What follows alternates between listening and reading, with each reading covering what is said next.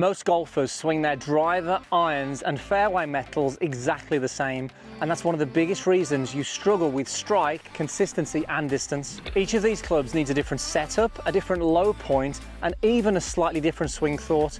And in this video we're going to show you exactly how you need to adjust for each one. All right, let's start with the iron first of all. Three main objectives. The first one is the low points. Can we strike the golf ball followed by the turf? Secondly, we're looking for distance control. So we're looking to hit it a specific yardage when we're hitting the shots. And then third one is dispersion. We want to make sure that we're relatively accurate when we're hitting these shots. So Andy, let's start with the setup. Okay, it needs to be unique to an iron as well. We want that low point after the ball. So what we do in the setup really helps that.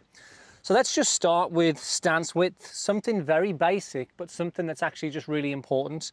So as a guide here, we want to make sure with an iron, I've got a 7-iron in my hands here. We want to make sure that the heels are just a little wider than the hips. This is going to help us create a nice stable base, but it's also going to come to help us in the downswing as well. What we don't want to see anything too narrow like this. It really limits the ability to move in a good way. And if we go too wide, it's going to restrict a little bit of turning. Blocked off. You get a bit of blocked off. Yeah. The second thing when it comes to helping us with low points is ball position. Now, the further the ball is back in the stance, the easier it is to actually get the ball followed by the turf. But there's a sweet spot that we need, and a great guide for us here is just ahead of the center. This varies between golfers, but you might find center is perfect. You actually might find, if you're more of a powerful hitter, that a little further forward is. But as a great guide for you guys, let's get it just ahead of center with an iron. I think the key is experiment, isn't it? To have a little play around with it. Exactly. Now, the next thing is weight distribution and tilts. We've done stuff on driver before and we sort of understand that we need a bit of a tilt. We don't really want that with an iron. We want to be relatively square on, and actually it helps to favor the lead leg a little bit. If we've got a little bit more weight in that lead leg, it just gives us a much better chance of getting the low point more past the golf ball, because you'll see in the golf swing in a moment, we need to be getting towards that lead side. I think that one's often overlooked, and it's actually something that the best players do and we don't really see it, but it's definitely overlooked. We definitely don't want to be back on this leg, and we definitely don't want to be tilted. Then it comes to the golf swing. Now, backswing, we want somewhat of a relatively centered pivot motion. Now, if we draw our backswing line in here, we obviously don't want to see that there's a sway or a shift over to the right. We want to make sure that we turn and work pretty much against this line here. It's okay if we come away from the line a small amount, but we certainly don't want to be reverse pivoting too much over here. So a nice centered pivot with the iron is good. This is the most important thing now when it comes to ball striking with the irons. From the top of the backswing, we have the impact line in. I want to make sure now that we can get to this impact line as early as possible. The best players in the world, the best ball strikers in the world, will be against this impact line by the time the lead arm is parallel to the ground. A lot of amateur golfers who struggle with hitting the ground first or even thinning the ball, they get there too late. So they'll start their downswing and they're too much behind this line. There's daylight here. Big problem. And therefore now they haven't got forward enough to get the divot past the golf ball. We have to make sure we can get to this lead side.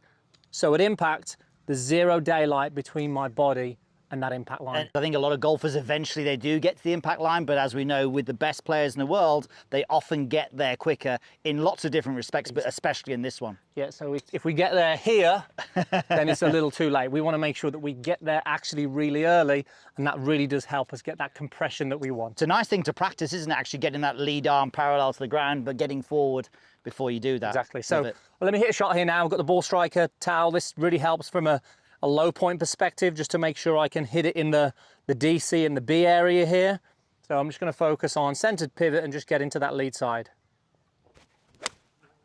And we can even see on the ground there, tidy. You can see that my ball was here and the divot was again in this DC and B area.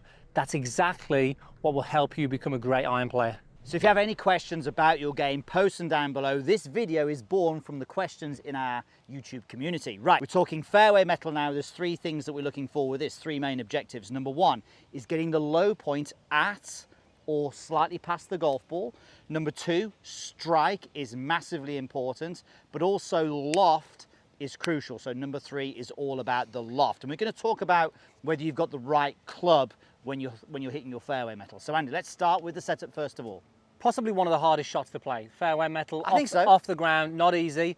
The mistake for a lot of people is they don't treat it like an iron. We want the low point, the lowest point of the arc, to be either at the golf ball or actually just past it. So there's still a slightly downward strike on the golf ball. If you're standing up to a club like this and you're trying to treat it like a driver and try and hit up on the golf ball, you're going to lose every time, because we want to hit the ground, and we want to hit the ground either underneath the ball or at the ball or just past the ball. Similar to what we've done with the iron, let's not go too wide. Let's not get too wide here. It's just going to move you behind the golf ball and bring the low point here.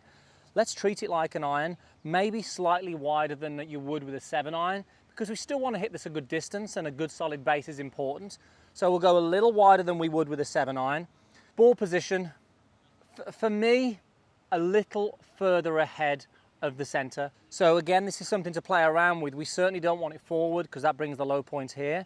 But I think just ahead of the center here is absolutely fine. Now, when it comes to weight distribution, very similar again. Let's go 55% of weight on the lead leg, all helping us to get this low point here. And from our body tilts, exactly the same as we would with iron. We don't want to get too much tilted this way. Very similar with the iron. Now, when it comes to the golf swing with this, I want you to make sure that your focus is to hit the ground.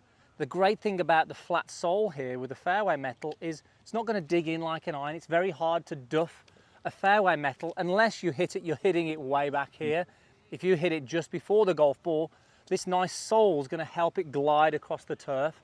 So really put your attention on actually trying to hit the ground. We still want to make sure we get to this impact line. We want to make sure that our weight is moving this way. We get to that impact line and finish through the golf ball.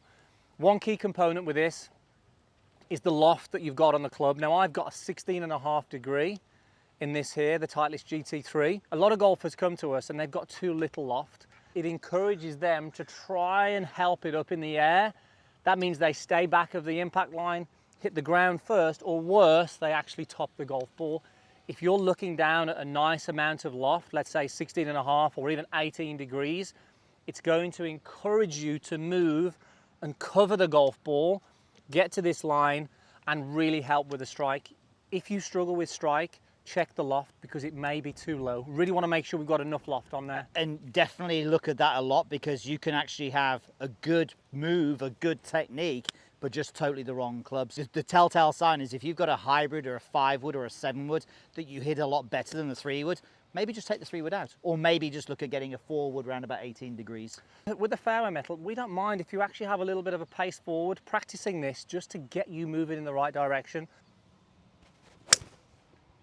So we can see a little bit of a divot on that one. Ball was here, got a little bit of the turf past the golf ball. That shows that that low point was past the golf ball. Strike was good. If you can do that, these are going to be pretty easy to use. So when it comes to the driver, we have to treat the driver like a specialist shot. We're generally hitting it between 10 and 14 times around. The ball is teed up high. So here's the 3 key objectives. We want the low point to be before the golf ball. This means that the club is traveling up as it's hitting it. This is what we want if we want to optimize distance. The second objective is we want to hit it a long way. We know that if we can be far down the fairway, the further we are down the fairway, the lower the scores. And then the third thing is we actually have a little bit more margin for error. We don't need to be as precise with the driver. So this really is a specialist club. Let's start with the setup piece, because a lot of golfers get this wrong, even though they know it's a little different. We speak about this all the time, and it's like golfers know what to do, but still don't do it, because it's quite extreme, because it is so different. First of all, wide stance. Wide stance is going to help us in so many different ways. It's going to help us build up power. It's going to help us to use the body, use the ground in the correct manner for the driver. So we've got the wide stance, we've got the golf ball further forward in the stance than any other shots. We can see it's just on the inside of the lead heel here for me. And this is the hard part, because when we move the ball forward with a wide stance, in order for us to hit up on the golf ball and not have to worry about the fact we've got the ground before the ball like every other shot, because we're on a big high tee, we can hit it on the way up and that low point before the ball, we need to get tilting like this. So you can see my upper body is tilted somewhat more than the rest of the shots. Now, a lot of golfers are going, well, I need to stay behind it. So I've got to stay behind it. The first starting point is get behind it. Yeah. So you'll see Pierce here, he's way behind the golf ball. The ball's up here, the stance is wide, the spine is tilted. It's a great starting point to just get there. And then from there, all we're looking to do is we're looking to load up this trail side and get behind the golf ball. The weight distribution is about 50-50, forgot to say that. So ultimately, look at the journey of my left shoulder. As I move back and wind up into that trail leg, you can see the left shoulder's kind of getting over that trail leg. This gives me a chance, and then from there, we're gonna move and push aggressively towards the target, but this is where it's different to the irons. Instead of getting to that impact line, because I'm pushing down so hard into that lead leg, the ground is almost bouncing me back. So when I'm striking the golf ball now, I'm now quite a bit behind the impact line. That's allowing me to hit the golf ball on the way up. That's allowing me to launch it. That's allowing me to hit a long way and not actually have to worry about too much about where it's going. Don't make this mistake. A lot of golfers know that they need to be behind it, so they swing to the top and they just try and hang back. Now, the issue here is they're not really using the ground in a good way. What Piers is talking about here from the top, he's going to quickly get the pressure pushing towards the target. The width of this stance helps push him back, and that's what helps keep him behind the golf ball. Really important thing to understand. Absolutely. So we've got a drill here we can do. We'll get this golf ball box, put it a grip length ahead of the golf ball on the target line. The objective from here is, obviously, hit the golf ball but miss the box. So again, ball well forwards, wide stance, good tilts, good wind up, and then give it a rip. So easy, did it high, and actually that's pretty good, Andy. Okay, hope you found that useful. Remember to make sure you treat those differently, especially the driver. Now, if you want more coaching from myself and Pierce, then make sure you head over to meandmygolf.com. We have a membership with a plan for every single part of your game. Check it out in the description, and we'll see you again soon.